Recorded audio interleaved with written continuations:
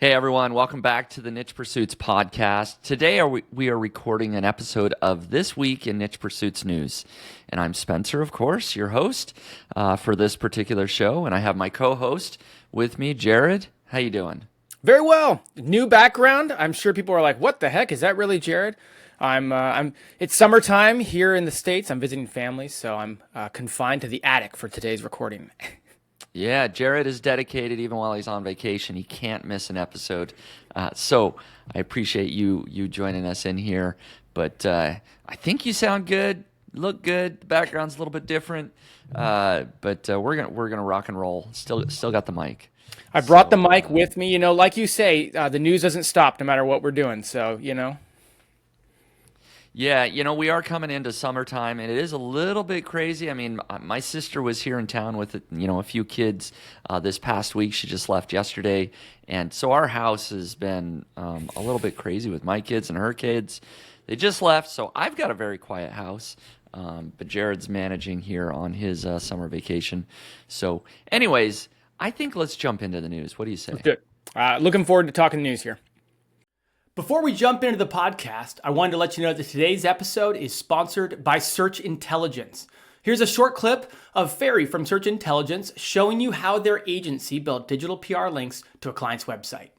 What a crazy campaign. How to Sleep on Your Back. This campaign got us links in Huffington Post, Glamour magazine, Mirror, and lots of other great news publications. Let me show you how we've done it. It was so simple. Our sleep client provided us with expert commentary about how to train yourself to fall asleep on your back. They also gave advice on why it's best to sleep on your back. Once we've had this information, we went to Muckrack and searched for journalists that consistently write about sleep and well-being. We've sent these journalists the advice provided by the client, and within one day the links started flowing in. Glamour magazine, a DR81 website, picked it up. Huffington Post, DR88, Mirror UK, DR90. A massive avalanche of links blasted to our client's website with this simple yet effective campaign about how to sleep on your back. I hope this inspires, and I hope you'll use this technique to land massive links to your or your client's website.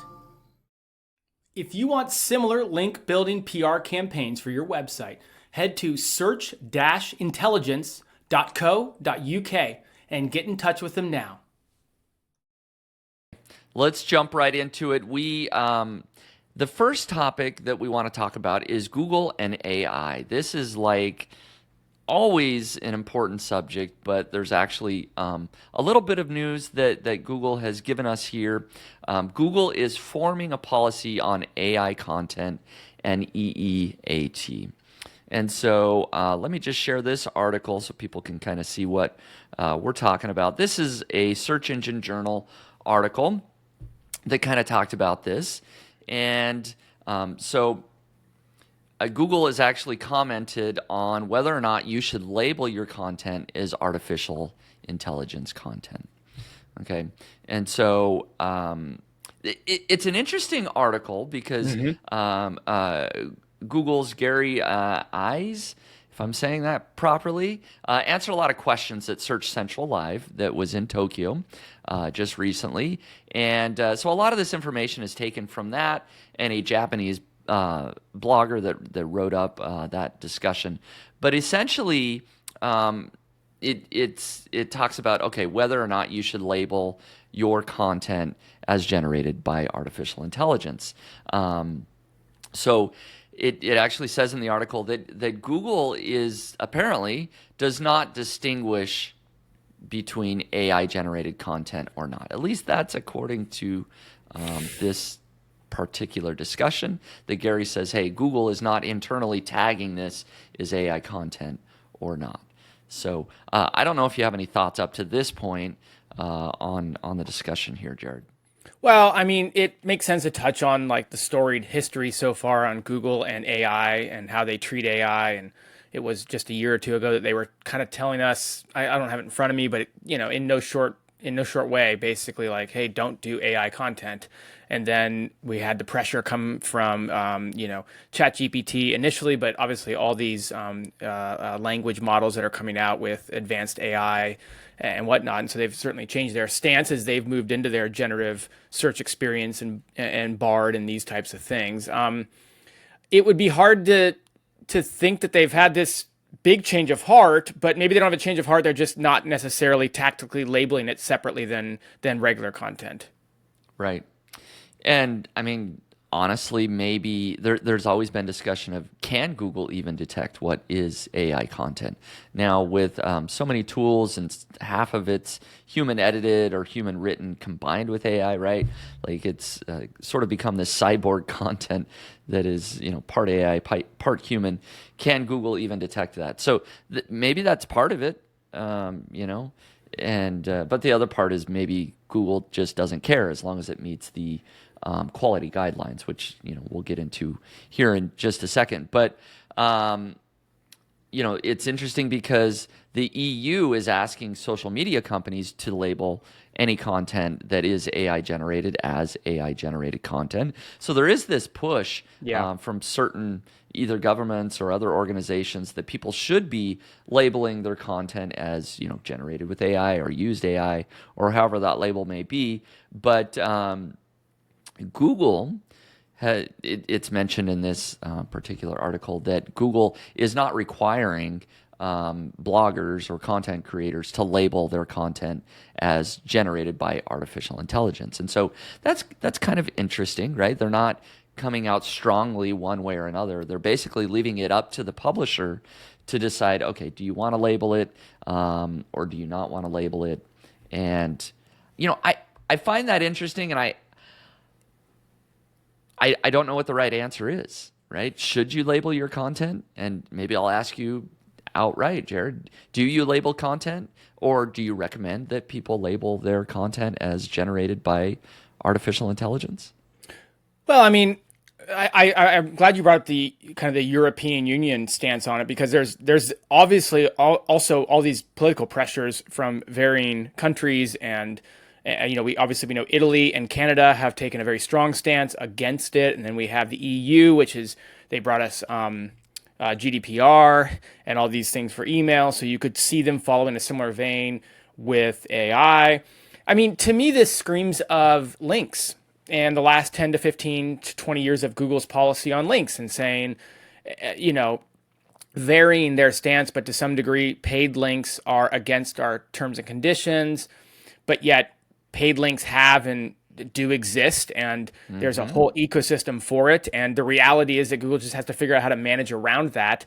And this is different, but it feels very similar. Like whatever Google is telling us versus what is going to actually happen. I mean, just because Google, let's say they were to come out and say, you have to label your content as AI. I mean, what do we have to submit a report every time we publish a piece of content that shows how does someone actually do that? It feels like saying, don't pay for links, only build links organically.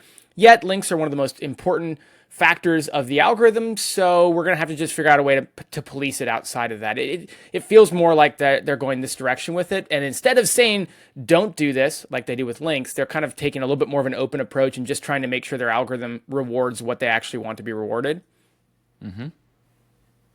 Yeah, and Google, again, it's reiterated in this article that Google has essentially said, we're okay with content generated with AI tools as long as it is that helpful content. Can you still meet that EEAT? And we can jump into that here in just a second as well. But I think that's similar, is that so much content is going to be generated and already is generated by artificial intelligence, or at least assisted, right? If the AI helps you come up with a title for your article, if it helps you brainstorm a list of bullet points that you should cover in your article, do you have to include the AI tag even though you wrote most of the article? There's so many situations and variations that make it perhaps cumbersome to even, hey, my human editor spent hours on this, but AI really helped a lot. I don't know. I don't know what the answer is. And so Google is sort of in the same boat as, I guess, what I just said, is they don't know what the answer is. They're leaving it up to us as bloggers and content creators to tag our content as, AI generated or not. And I think they're kind of leaving it at that for now. Now, here's an argument that would counter labeling AI, labeling your article as AI. And the article points out, this is an interesting comment. I agree, it's a very interesting comment. Read into Google's comments with a large grain of salt, right? We all know that by Sure. now. Obviously, any major company, like, read into their PR statements with a big grain of salt. But one of the lines in the article says, one of the most interesting comments by Google was a reminder that their algorithms and signals are, quote, based on human content, and because of that, will rank natural content at the top. So it seems that Google has said, hey, we built this entire algorithm purposely designed to rank content that was produced by humans, which somewhat explains a lot of the EEAT emphasis they're increasingly placing on content, and also would argue to the fact that you'd be doing yourself a disservice if you labeled your content as AI, if the number one search engine in the world is all geared towards looking for human content signals. Yeah, it's interesting. Google has been trained on human content. OpenAI has been trained on human content, right? And so it's kind of a circle, right? Yeah. In terms of, okay, AI is supposed to be producing content like humans. Can Google, determine? I don't know. And so I think you're absolutely right. That brings us kind of here to the additional discussion in the article of how does Google handle AI content and EEAT, right? There's been a lot of emphasis placed on this, and in particular, the human experience. Is there any firsthand experience you can put in your articles, and using that language that sort of proves that, hey, we've used the product, or we've actually been there, we've reviewed the location, images, all these things can help. Artificial intelligence at this time cannot claim experience in any topic or of a product, right? Yeah, they basically said in that going on that Google responded that they are having internal discussions about it and haven't yet arrived at a policy. So a lot of this is just a lot of this is like a, hey, we're still not really sure, but thank you for asking. Yep, exactly, and that they'll announce their policy when they have one, when they've settled on that. And so I just find it fascinating, again, the discussion, the entire discussion of that, hey, they're forming a policy. This is kind of where we're at in this evolution. I mean, again, it's only been 6-7 months since we even really strongly started talking about AI content, since OpenAI was released. We've kind of come to the point where Google said it's okay if you have artificial intelligence content, as long as it is high quality, as long as it is useful and meets those EEAT guidelines as much as possible. But be on the lookout for additional policies from Google as it relates to this entire subject. Yeah, and I think maybe my last comment on the whole thing is I'm really curious to see how Google's published documentation of EEAT develops.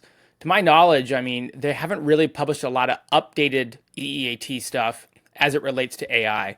It still feels like it's very much geared towards, you write the content, here's how to make sure that it's expert, authoritative, trustworthy. And it doesn't feel like, I don't know if they need a new EEAT for AI content, or if they need to really infuse an AI approach into that. But it does, I'm just so curious, like a year or two from now, like, will we be having somebody like Kyle Roof back on the podcast to talk about, if you're publishing an AI blog post or an AI website, here are the number 1, number 2, number 3 factors that help you obtain that EEAT signal that is needed. Like, I'm curious to see how the algorithm develops to tweak the EEAT signals, as it were, air quotes, for an AI kind of dominated blog environment, maybe. Yep. So in our second subject for the day, before we move on to shiny objects shenanigans, and then of course our one weird niche that we'll share at the end, OpenAI considers AppStore for ChatGPT. And Jared, I know that you have recently been playing around with OpenAI and the plugins that they have there. And so maybe you can kind of share your thoughts on this particular article. Yeah, so I mean, it makes sense. I mean, there are currently apps and plugins that you can integrate into your ChatGPT. It doesn't come out of the box. So you have to kind of enable it and then select which plugins. That's what I was playing with this week is plugins. And select which plugins you want to enable and utilize, and then when you're using ChatGPT, you have to kind of check the box for which ones you want to be utilizing during that particular chat. And I mean, this, right out of the gate reminds me of what Apple did with the App Store. And obviously that was, 20, 25 years ago. But this idea that I'm going to build a phone, but then allow other outside parties to come on and whether for free or whether for a price, add value through custom development, right? It's kind of this open source type of model. And so this seemed to make so much sense given the way the CEO has talked about how the ChatGPT, OpenAI concept is very, non-profit oriented, these sorts of things. I'm barely in on the plugin and using it and stuff. I was actually trying to see if I could give ChatGPT, I'll say complex data sets and see if it could pull out insights for me, right? So imagine like giving it month over month reports that we would send to clients and then giving it 12 of those over the last 12 months and actually asking it to give me insights. And so I was trying to see if I could utilize some of the math plugins like Wolfram and these sorts of things, and had limited luck. But I mean, having played with it this week, this seems part and parcel for where OpenAI should go. Yeah. Yeah, exactly. And it sounds like, I mean, the focus is on sort of chat bots, right? Allowing companies to create different chat bots that maybe solve the solution exactly as you just described in your particular use case. Maybe there's a company that comes out, a way to analyze all your financials over the last 12 months and give you insights and things like that. Maybe that's one particular model that is on the App Store for OpenAI. So the focus on customized AI chatbots that they're considering. And what's interesting that I was unaware of is that Salesforce and Microsoft already have marketplaces. Salesforce has a fantastic one. We use for AI chatbots. Yeah. Yeah. Oh, I didn't know it was for AI chatbots already. I'm Yeah. sorry. I just meant in general. Their own Salesforce stores has one. Yeah. Yeah, they already have stores selling AI chatbots using OpenAI technology. But now OpenAI is basically saying, hey, we want to openly compete with you guys. We're going to have our own chatbot store, right? Our own app store that people can sell customized chatbots. I misread that, but I'm glad you clarified. I think it's, I mean, why not? I mean, this is so interesting, especially if, I think OpenAI and all the language models and AI models have their hands full just trying to keep up with technology as it is. Let others kind of come in and add their specialty to do the things kind of like what we were talking about. And I'm sure we could think of 5 or 6 examples right now that we could use it for. I mean, I'm on a trip right now and I was looking it over and I kind of wished I'd use the Expedia ChatGPT plugin. Like that could have been an interesting use case. I thought it was interesting, Spencer. I'd love to hear your thoughts because it doesn't sound like you've used any of the plugins, and it does say somewhere in here. See if I can find it. That however, earlier this year, OpenAI launched ChatGPT plugins, allowing users to interact with websites such as OpenTable, Shopify, or Expedia. However, these plugins have not become popular, highlighting the need for further product development and market research. So maybe the plugin experience is a bit cumbersome, and this chat type of nature would be a better way for companies to utilize it. Right. Yeah, maybe so. Exactly. I have not really played around with the plugins much other than, just sort of seeing what's there and seeing a couple of examples that are interesting. But I think there's so much potential, for individual entrepreneurs and companies to come in with, I guess, call it a chat bot, if you will, but, just a tool of some sort to help people solve problems. And if there's a marketplace, there could be a huge opportunity here for individuals to do that. So I think it's interesting for entrepreneurs to maybe pursue and consider what problems they could be solving.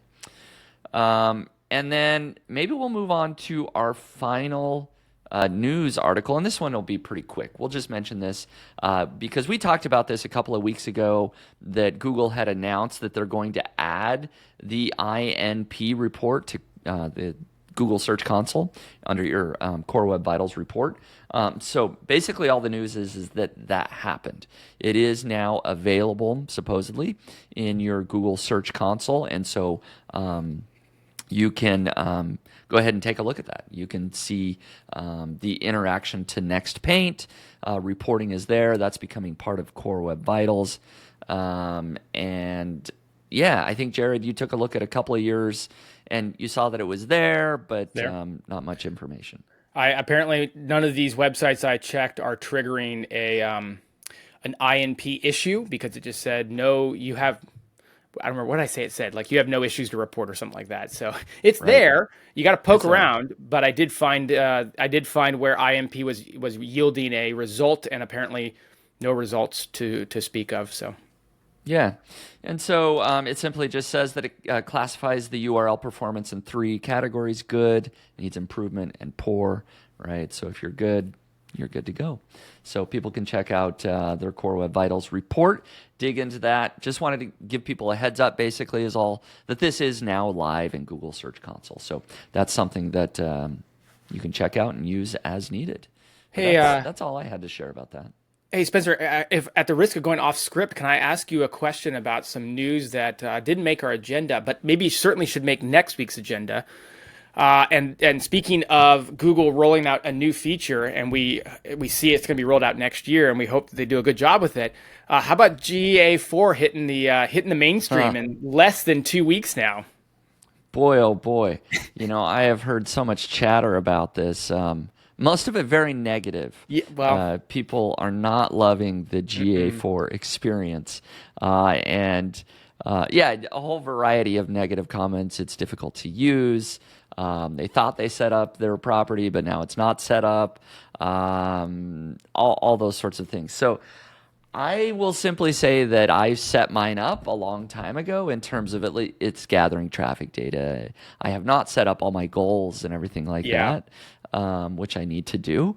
I don't love the experience there. The reports are a lot harder to find and dial into what I need. But that's my early thoughts, and maybe when it goes live, we'll do a deep dive. We could probably do a whole show on just Google Analytics 4.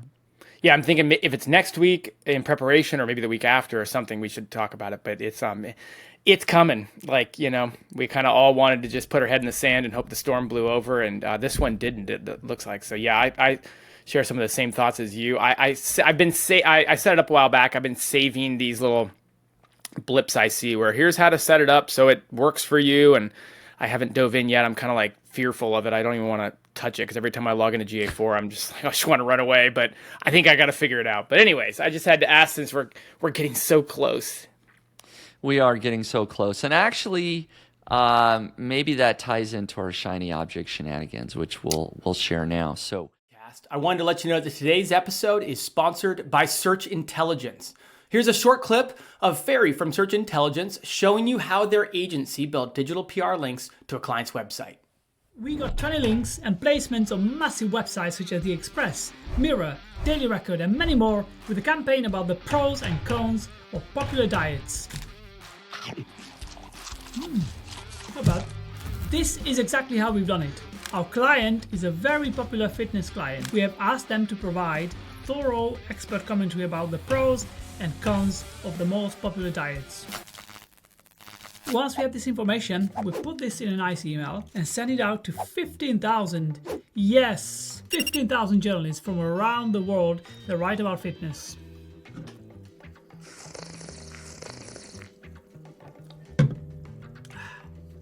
So good. And unhealthy. Big publications picked up our story from the email, giving our client massive, juicy, saucy, healthy links that are 100% relevant to their website and that will keep the rankings of the website in a great shape. You see what I've done there? I hope this case study inspires and that you will start leveraging expert commentary type campaigns to land links to your or your client's website, just like we've done it with this campaign.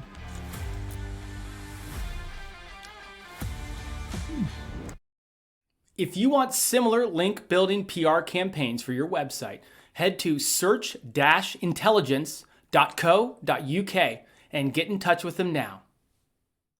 My first one that I'll talk about is rank logic. And I know I've mentioned this before, but that is something that I'm focusing on a lot. This is my new WordPress plugin that helps you track your SEO performance in a lot of different ways.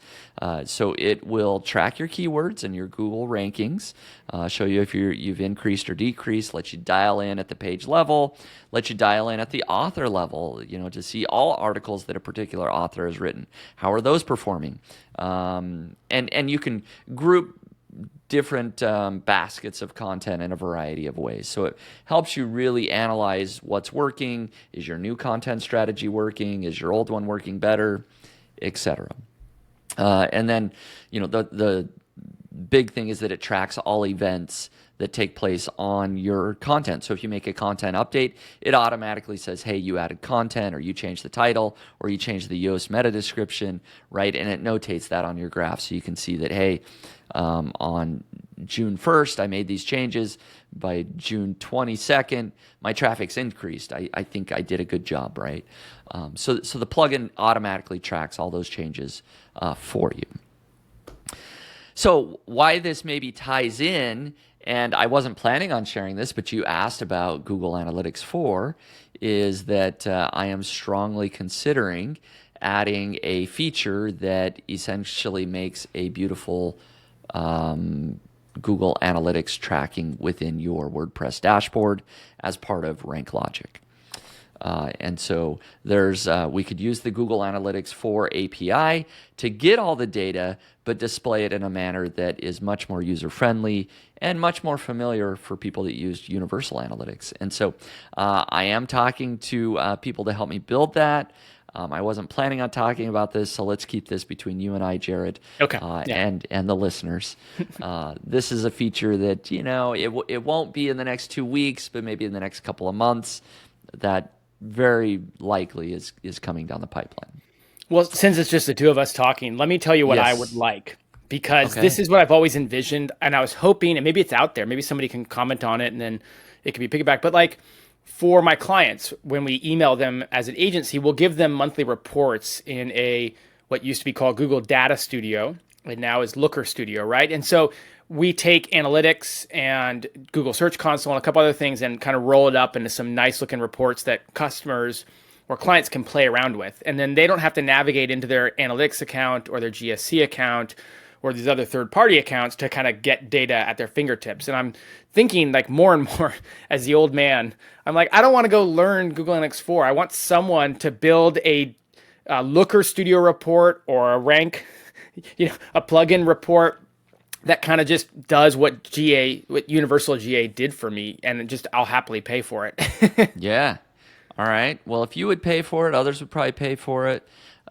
So I hadn't thought quite about the full reports that you mentioned. It's maybe almost custom reports, but eventually maybe it could get there. Right. Well, I can get by with the basics for starters. Yeah.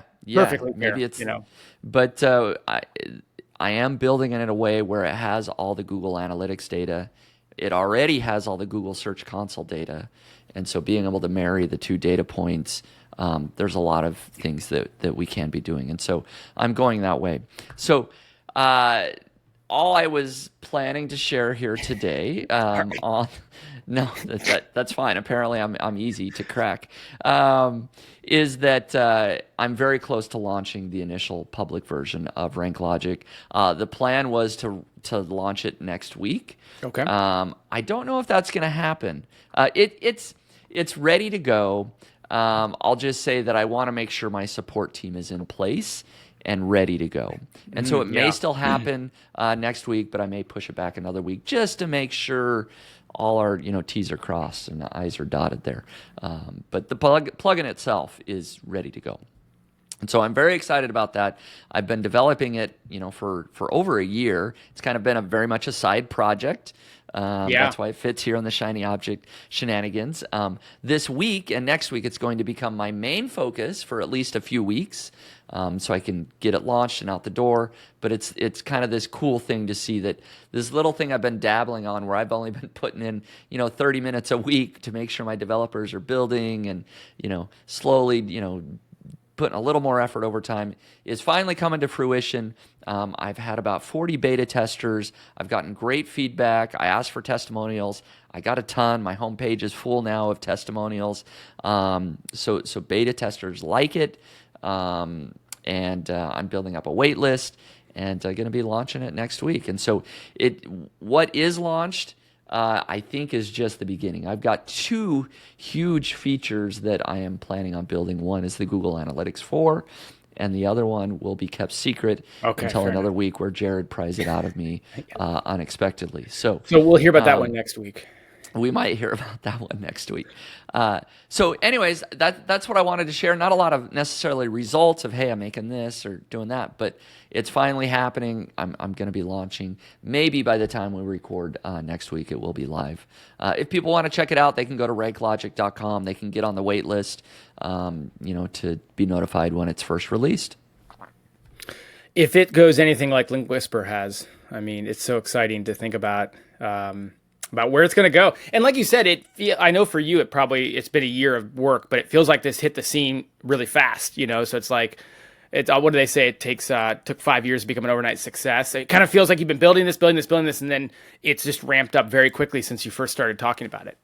Yep, absolutely. And so, maybe very soon, instead of just having my Link Whisper logo here, I'll have, Rank Logic over, here, and if it goes well.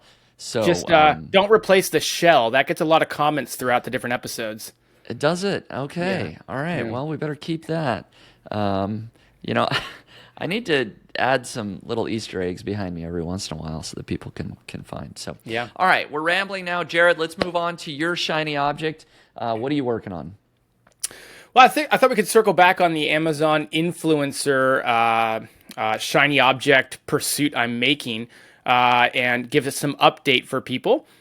We are nearing the end of the first full month on the influencer update, on the influencer kind of, I don't know what to call it, like the video influencer pursuit, something like that. Yeah, Amazon influencer pursuit. I don't know. There you go. And so it's only been 30 days, or it's only been 1 month since you launched your first video? So, okay, here's how I had to debate this about where is the first month? Where does it start? Because I want to kind of report on the first month because that's kind of a big deal, right? Like 1 month in, what did it do? So I settled on it this way. I said the day that the shoppable videos were approved is the day that it started. So I think I started on a Friday. I signed up and got approved to the influencer program, but you still have to have your first 3 videos manually approved. That was a Friday. I submitted those on a Monday, and I think I got approved on like a Thursday. So it was like a 6-day gap before those. And then I'm counting that as like day 1 right there, basically. Sounds great. Because I couldn't earn any money on them until that day. So I figured that, that's kind of day 1. But so I think we're on day, let me sum my notes here, 28. So day 28. So actually Friday that this goes live will be the last day, will be day 30. And so when I wake up Saturday morning, I'll have a full month, a full 30 days. I guess we're calling 30 days a month. It could be 31 or 20, 30 days of data. But so we're getting close here, and I'll say that it's going to be really tight. I'm either going to come in at just under $1,000 in the first month or just over $1,000 in the first month. It just depends on the next couple of days go. That is huge. That is amazing. So how many videos do you have? Mm-hmm. And is the ball still rolling as fast as it was, 2 weeks ago? So it slowed down, right? The first week we got 100 videos up and published, and that was pretty good. Like that was the goal, and that was kind of like, wow, we actually hit that goal. And a lot of that was probably some low-hanging fruit, right? Like, and again, listen to previous episodes if you want to learn more. We'll be talking more about it in future podcast episodes, how this whole influencer program works, but a lot of those videos that I created were stuff that I was very familiar with using around my house. And as the weeks went by, we're now, and this is where it'll be on day 32, because I'm not going to upload any more videos for a while. We're at 229 videos. So wow. I know you and I have been neck and neck. I don't know, where are you at these days with number of videos? Do you know? Are you? I think we were like almost dead on even for a while there. So, but we're at 229 videos. We've earned $891, and that's after 28 days. We had a high this past week of $114 in one day. That's a huge day. So we did break the $100 per day mark once, and then it went back down. It fluctuates quite a bit. I mean, we've had after the first week or two, we've had days that are as low as like $17 and then a day as high as like $114. So it varies dramatically. But I think by next week, we'll be able to kind of, I don't want to say call it, but certainly like put an end to the first focused month of this and then just start providing kind of periodic updates. Yeah, I find that super motivational. Hopefully listeners find it motivational that, man, in 30 days, you've built essentially $1,000 a month income stream, right? And that should continue, right? Just as you add more videos, that should hopefully just build from there. I did just look up, I have 221 videos. So you are 8 videos ahead of me. You've passed me up. Although I will say that I've just uploaded a ton. Okay. A backlog of I don't know how many, but 25 to 30, right? Okay. So I may jump ahead of you. We'll you will each other over the week or two. This traveling puts a dent in it, in terms of recording. Although you just made me think I could probably start recording stuff here. You need to walk around the house. Yeah. See what your relatives have. This is my only. I don't. And the nice thing is, you don't need sound equipment for it. You can just record on your phone for most of them. So I don't know, Spencer. Maybe. How many did you say? I got about 20. I got to upload here. Yeah. You need to do 20, maybe 30, just to be safe. So, just to be safe. But that is so cool. I think it's awesome. Right? That you've done it so quickly. You've shown that, hey, this is possible if you really just hustle. And yes, you had somebody helping you do a lot of those videos as well. But if one person even just focuses and does it, I mean, they can be making $500, $600 after a month. When I went back and checked, I made 160 of those, for people who are wondering. My business partner, Caitlin, who was on the podcast a month or so ago, she did the other, whatever that is, 40, 29, 69 videos. So I still did 160 myself. So,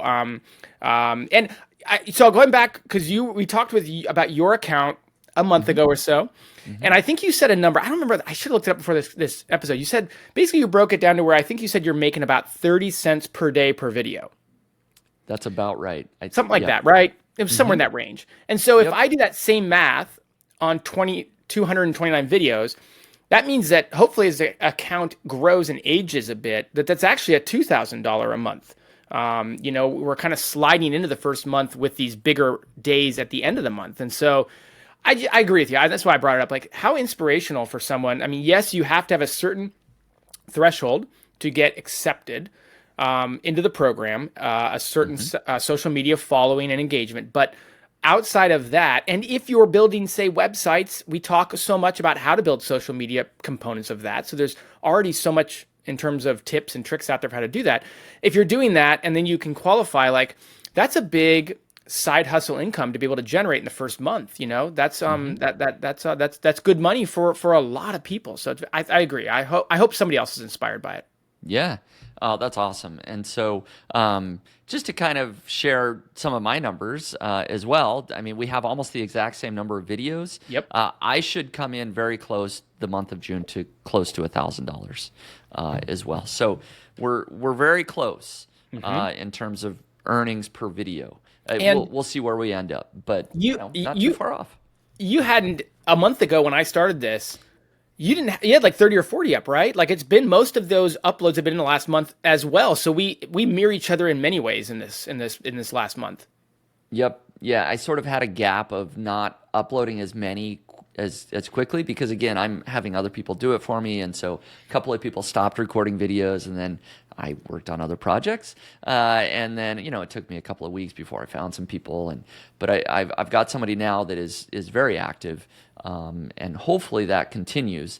And so I should be ramping up quite a bit through the end of June and into July, and we'll see where it goes. But yeah, it's cool to see the growth, the hustle, and the success so far on your end. So thanks for sharing the update. Of course, come back next week and you will hear the full report on the first 30 days. Yes, little teaser. Come back for more. Next week. We're here for you next week. Very good. Let's move on to our final subject of the day, one weird niche. This is where each of us share one weird niche site that we found out in the wild, out on the interwebs, that we just find a little bit weird, a little bit different from our standard blog or content website that we have. And Jared, I'm going to let you go first. You're on the list here. And I will just preface this by saying that this was listed on my potential list. I've got a spreadsheet that I keep that I've got, a couple of dozen weird niche sites. This was on my list, so you sniped it and got it. I got it in there. Share it. Yep. Well, I thought I'd follow last week where we did awkwardfamilyphotos.com and slide into this week with a somewhat similar vein. I'm going to guess most of you have heard of this. I don't know why I feel that way. I feel like this is a common website or a popularized website, and it's peopleofwalmart.com. Now, I don't want to be disparaging towards the Walmart crowd here. We have a Walmart in town, and we do shop at it here and there and stuff. So this is not this does not represent my thoughts or feelings. Although there are a lot of people who definitely enjoy looking at People of Walmart. So in essence, it's a website with pictures of all the weird people that end up at Walmart. And again, to be fair, you could probably do this in a variety of stores. I see a lot of weird people at Home Depot every weekend, so, but I mean, there's some, they just have the most shocking stuff you'll ever have seen. So there is definitely something to it. I'll read the overview that they actually give, but I mean, just Spencer, first thoughts on it, especially since it had already made your list. Mm-hmm. It's just, it's one of those websites you can go to when you're bored, and just, it very much is like awkward family photos where you just go and you just see people with interesting clothing choices or interesting hairstyles or whatever it may be. So it's it's an entertaining website, good for a chuckle. You've got Mrs. Hamburger here, right? You just kind of wonder, why people make certain choices. But that's okay. Again, we're not judging. I shop at Walmart. We may find our pictures on here someday, Jerry. I was gonna say late at night when I throw on my whatever baggy sweatpants and flip flops I've got. Who knows? Maybe I'll end up on the website. So just for everybody watching, if somehow you're living under a bit of a Walmart rock and you haven't been. This is very user generated. So these are all clearly cell phone snaps of pictures of just the weird people dress up and everything that they wear in and out of Walmart. Here's what the website says. People of Walmart is a humor blog that depicts the many customers of Walmart stores across the United States and Canada. Through funny photos and videos, People of Walmart is an entertainment blog. And this will kind of dovetail into the next part of the conversation. It's an entertainment blog in the Three Ring Blogs network that features over 30 of the funniest humor blogs on the internet. Walmart is the largest retail store in the United States and has millions of people visit stores each day wearing anything but proper attire. Mm-hmm. There you go. Oh, the Pumpkin Mad. Wow, he is full commit. David S. Pumpkins. That's a Saturday Night Live sketch. If people want to dive deep, they can look up David S. Pumpkins.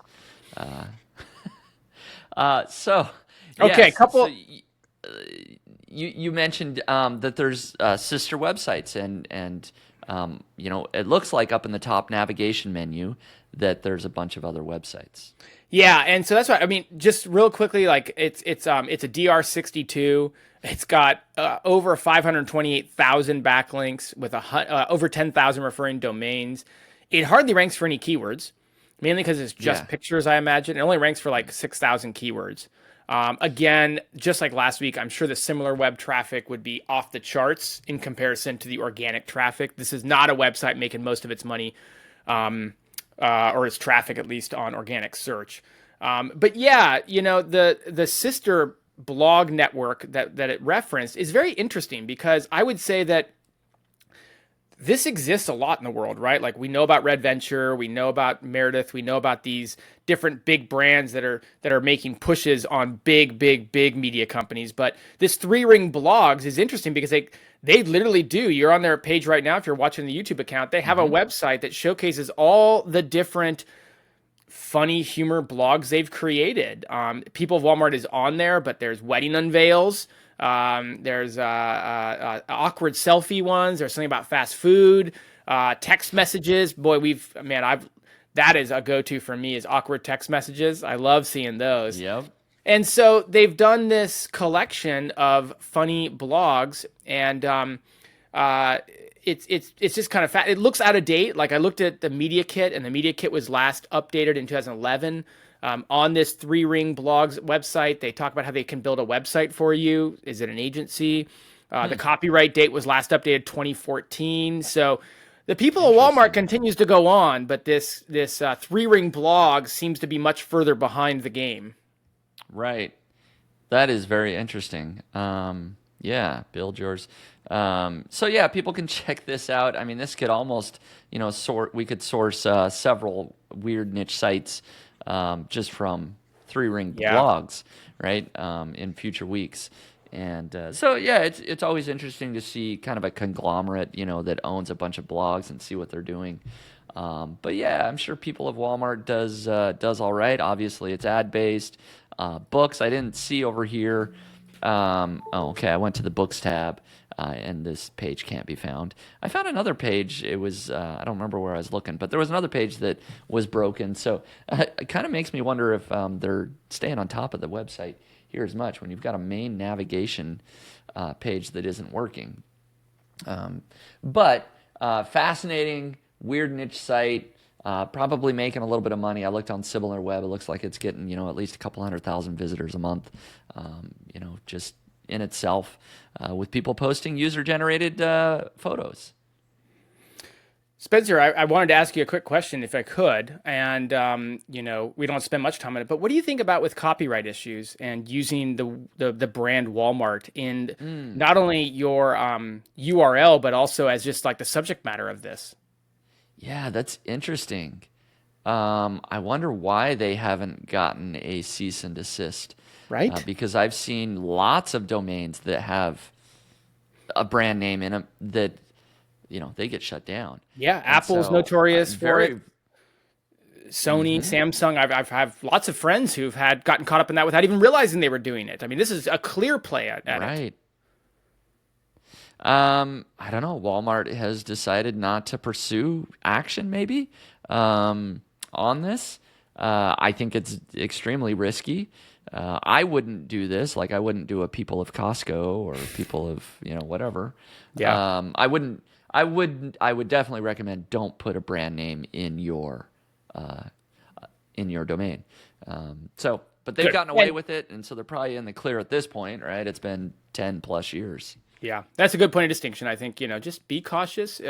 Obviously, this site's doing very successful with user-generated content and hilarious and all that, but it feels like a ticking time bomb. So just, be careful. Yeah. All right. Now, my weird niche site, I don't really fully know what I've got on my hands here, if I'm honest. I just found this, so I'll share it. It's a weird niche site. This is psyhigh.com. Psychic High School. Now, I have to assume in my 5 minutes of reading and looking at this website that it is a satire parody website. I don't think anybody is really going to a psychic high school. I don't think anybody believes there is a psychic high school. Maybe I'm wrong. Maybe there is this weird corner of the world where people are going. But based on sort of what I've seen and the fact that there's a comics, in the navigation menu, I don't really know how to explain this. You just kind of need to read some of this. Psychic High School is the leading transdimensional day and boarding school for psychic youth of all ages and dispositions. We strive to create a community of diverse individuals with a wide range of talents, including ghost cat whispering, serial mancy, and precognitive reverse storytelling, just to name a few. Right? So it's clearly humorous in a dry humor sort of way, right? But it appears to be active. They've got June Student of the Month that was updated yesterday. Billy Angler. I don't know exactly what's going on here with this website, Jared. It's just kind of weird. This is the wildest one I think we've seen yet. Like, I have to ask at the outset, how did you ever find this one?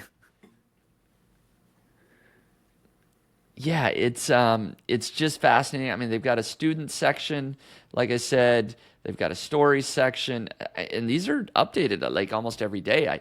Like, is it the owner that's updating all of these, or are people really active?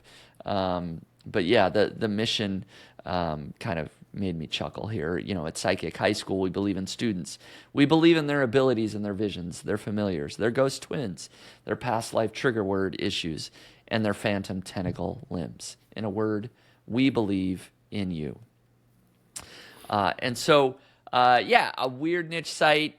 You know, this is also one that does not get a lot of search traffic.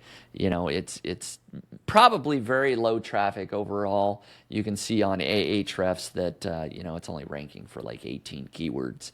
But on SimilarWeb, it does get a little bit of traffic. You know, maybe 5,000 or 6,000 visitors a month. So I don't know why it was created other than for fun. I don't know if the intention is to be making money, you know, with the website. If I look at psyhigh.com, I don't know. I think I did see display ads at one point, but maybe not. So there you have it. That's my weird niche site. So let me ask, this is by far the most bizarre one. Like, how did you find this one? Did somebody send this over to you, or did you, I mean... Well, I can't reveal my sources. Okay. Oh, but okay. Well, because I don't want you to compete with all my findings, but I may That's or fair. may not Okay. have found a website Got that sort of lists weird websites. And Good. this was one of those that I found. So Okay. through my own sleuthing, I sort of found a treasure trove of interesting niche sites. That's where I found it. Yeah, nobody. I was going to be even more surprised if you said, like, the Marathon website, that this is one of the sites you actively pay attention to. I just am very deep into the psychic niche here. I mean, they have an entire admissions page dedicating to, getting admission into Psy High. Can you see yourself at Psy High? They have a picture of registration day at Psy High with a picture of the Psychic High School work desk or front office. I mean, this is full commit. Somebody is very committed to this website. I mean, they have T-shirts. I actually don't know if you can actually buy it. Or is it a joke as well? There's a listing. It's there. You can buy Psychic High School athletics T-shirts. Oh, it's through Threadless. Yeah, it's a real thing. It's through Threadless. Through Threadless. So I could buy it. I won't buy it. Although, you know, maybe I will. I'll think about it. It's not a bad design. All right, we could probably ramble on and on if we spend more time. But let's wrap it up with that. That is our weird niche sites. Hopefully you guys enjoyed that. I don't know if it inspires you to do anything, but maybe it gives you a chuckle and just sees, you know, some different corners of the internet that are out there. So overall, just thank you everybody for listening to This Week in Niche Pursuits News. Thank you, Jared, for making time on your vacation to join all of us here today. My pleasure. Have a great weekend, everyone. We'll see you next week. Thank you again, everyone. We will indeed see you next week. Today's episode is sponsored by Search Intelligence. Here's a short clip of Ferry from Search Intelligence showing you how their agency built digital PR links to a client's website. Do you remember this campaign? It was all over the news. It is the most intelligent royal campaign. With over 100 links generated in the world's biggest online publications, this is one of the most viral PR campaigns of 2021. This is how we've done it. The methodology was pretty simple. We looked at the QS World University rankings for the institutions attended by key members of the royal family to discover which royal is the brightest of all. Meghan Markle came out on top, followed by Kate Middleton and Prince William. We put these findings in a press release and sent it to mainstream media and journalists who write about royals. From Russia to the UK, the US, Vietnam and Japan, this story got massive coverage, landing over 100 links and created a massive buzz on social media. Simple research, but a great story that journalists love to write about. I hope this will put you on fire and will give you inspiration. If you want similar link building PR campaigns for your website, head to search-intelligence.co.uk and get in touch with them now.